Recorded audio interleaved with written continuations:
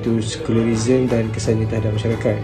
Jadi sekularisme ini merujuk kepada sesuatu yang dimiliki atau yang bersangkutan dengan dunia lahir sahaja dan tidak ada kena-mengena langsung dengan keabadian dan ketuhanan. Dan sekularisme ini juga adalah satu fahaman yang memisahkan agama dari kehidupan, satu fahaman yang memisahkan agama dari kehidupan, khususnya kehidupan bernegara. Jadi prinsip sekularisme ini adalah agama adalah masalah peribadi yang tidak mempunyai kaitan dengan negara. Manusia bebas dari asuhan agama dan ketetapan dari Yang Maha Esa. Jadi sekularisme ini adalah kata pinjam daripada bahasa Inggeris, iaitu bahasa secular, dan perkataan Latinnya adalah seculum, dan dalam bahasa Arab ia dipanggil al-ilmaniyah.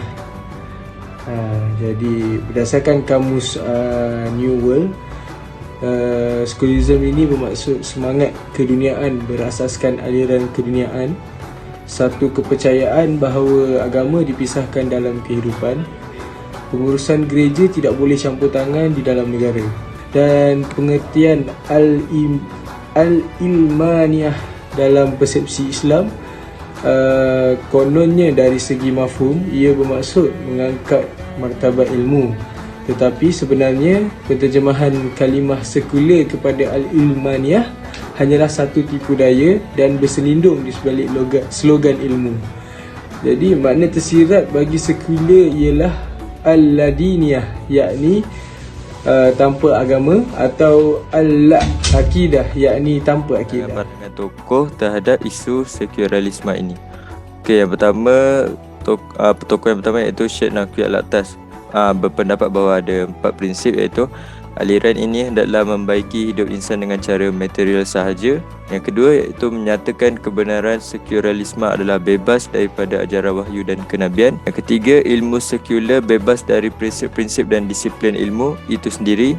Ia hanyalah boleh diuji melalui pemikiran dan pengalaman seperti ilmu matematik, fizik, kimia dan sebagainya. Dan yang terakhir sekali, menurut Syed Naqvi Al-Atas tentang isu sekularisme ini ialah kesejahteraan hidup di dunia tidak merujuk kepada dasar-dasar agama dan wahyu dalam pencapaian ilmu pengetahuan dan pengalaman.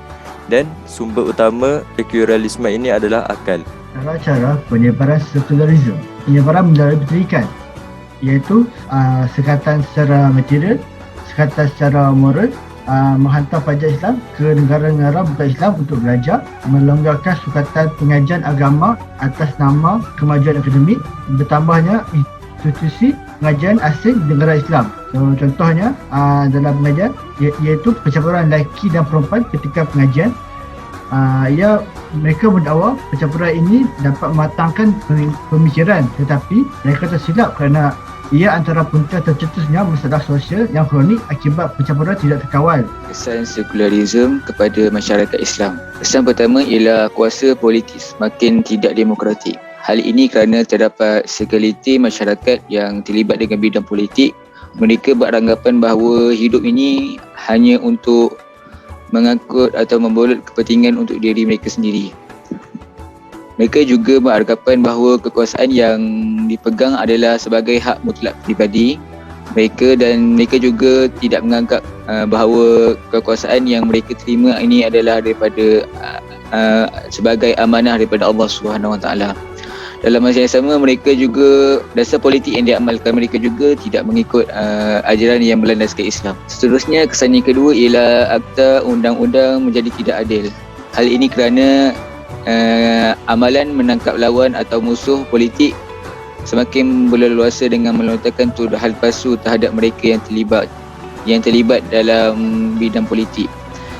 Hal ini menyebabkan ketidakadilan dalam perundangan dan pelaksanaannya menjadi semakin berleluasa. Dan yang kesan yang ketiga ialah pemimpin dengan pimpinan mereka yang lemah. Ini boleh dilihat apabila pemimpin yang lemah sudah pasti tidak dapat membezakan perkara yang baik dan yang buruk serta enggan mengikut lunas yang ditetapkan dalam Islam. Yang keempat ialah pendidikan sekular. Pendidikan sekular ini boleh dilihat apabila aliran keagamaan yang diserap dianggap sebagai penghalang kepada kemajuan dan pembangunan serta keagamaan ini juga dianggap sebagai ketinggalan zaman, yakni tidak mengikut era kemajuan dalam dunia sekarang. Yang kelima ialah budaya barat yang menjadi-jadi. Hal ini boleh dilihat apabila budaya asing yang terlalu mengejar keseronokan dunia kini semakin mendapat hati, khususnya terhadap masyarakat umat Islam, sehingga meleka-leka terhadap dunia dan kurang amalan untuk mengejar akhirat. Kesan seterusnya ialah penghalang kepada keberkesanan pengajaran dan pembelajaran pendidikan Islam. Ini boleh dilihat apabila pengajaran atau pembelajaran pendidikan Islam turut terjebak dengan teori-teori barat, di mana pelajar hanya tahu menjawab dalam peperiksaan tetapi tidak dapat mengaplikasikannya atau mengamalkannya dalam dunia realiti sebenar. Kesan yang ketujuh ialah terhadap pemikiran manusia. Ini kerana ideologi ini, yakni sekularisme, menyebabkan umat Islam semakin keliru dengan pendapat aliran sekular, khususnya kepada mereka yang lemah imannya dan kurang pengetahuan atau penghayatan terhadap agama. Dan kesan yang terakhir ialah kesan sosial. Kesan ini paling nyata atau paling senang dilihat apabila perubahan dari segi perwatakan seseorang individu, yakni di mana individu tersebut lebih mementingkan kehidupan berlandaskan hawa nafsu yang menyebabkan berlaku kekosongan dalam jiwa mereka, dan kurang rasa bersalah apabila melakukan sesuatu yang melanggar landasan agama, sehingga mereka sesat dan semakin jauh hubungan mereka dengan Allah Subhanahu Wa Taala dan juga manusia yang rapat dengan mereka. Kesan sekularisme terhadap negara. Yang pertama dari aspek agama, penghayatan nilai keislaman yang diamalkan negara sebagai sebagai hukum dan memandang soal agama hanyalah secara ritual semata. Yang kedua, aspek sosial, situasi di mana apabila berlakunya pengasingan diri dari kepentingan beragama menyebabkan kekosongan dalam diri dan jiwa serta kelahiran pembangunan yang tidak seimbang. Aktiviti sosial ini dikelaskan oleh aktiviti agama dan aktiviti bukan agama. Yang seterusnya ialah isu sekularisme, sistem pemerintahan. Contoh fahaman sekularisme yang paling ketara berlaku di Turki, iaitu pada tahun 1937, Menteri dalam negeri Turki mengemukakan bahawa Islam hanya boleh dipakai di masjid atau tempat-tempat ibadah sahaja. Sistem politik yang diamalkan sini lebih mementingkan kepentingan diri sendiri berbanding rakyat. Para politik sanggup melakukan apa sahaja untuk mendapatkan kekayaan. Mereka sanggup mengamalkan rasuah dan politik wang usaha-usaha pembaratan ke atas Islam. Salah satu usaha-usaha pembaratan ke atas Islam adalah melalui media massa. Contohnya, melalui buku Al-Mashriq jilid 8 muka surat 738 yang diterbitkan pada tahun 1930 oleh Padri Lenis Al-Yashri. Dia telah melakukan banyak kesilapan pandangan terhadap Islam. Antara kesilapan pandangan adalah Islam akan luput pada muka bumi kerana sukarnya mewujudkan persefahaman di antara ahli sunnah. Orang-orang Turki telah berpaling dari Islam semuanya sehingga mereka tidak menggunakan huruf-huruf Arab dalam tulisannya, sementara orang-orang bersekular kembali mengagungkan kebesaran zaman Firaun mereka, dan kebanyakan orang-orang Sunni di negara-negara Islam ialah orang Turki yang mengandung fahaman sekular dan komunis yang berada di Soviet, sementara orang-orang Islam moden bergerak di Mesir dan India. Ini pada tahun 1930, dan pada masa ini kita dapat lihat banyak melalui media massa, melalui siaran televisyen, banyak hiburan yang melampau yang disiarkan kepada umat Islam.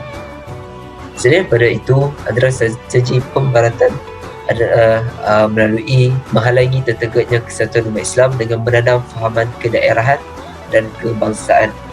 Ketiga adalah melalui sistem pendidikan dualisme, iaitu memisahkan antara ilmu dan pemilik, yakni Allah Subhanahu Wa Taala.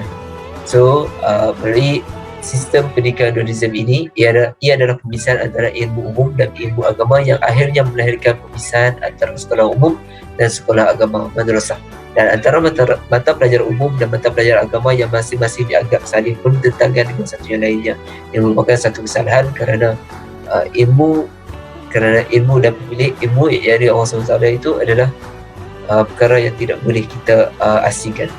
Baiklah, untuk kesimpulan, sekularisme merupakan satu agenda negara barat untuk menjatuhkan Islam melalui pengaruh fizikal dan juga mental. Hal ini demikian kerana Islam tidak menerima seseorang Muslim yang mengisytiharkan keimanannya dengan Allah, iaitu dengan mengucapkan 2 kalimah syahadah, tetapi kemudiannya menumpukan wawasan kehidupannya kepada undang-undang ciptaan manusia yang bukan disyariatkan oleh Allah sebagaimana yang dikehendaki oleh fahaman sekular.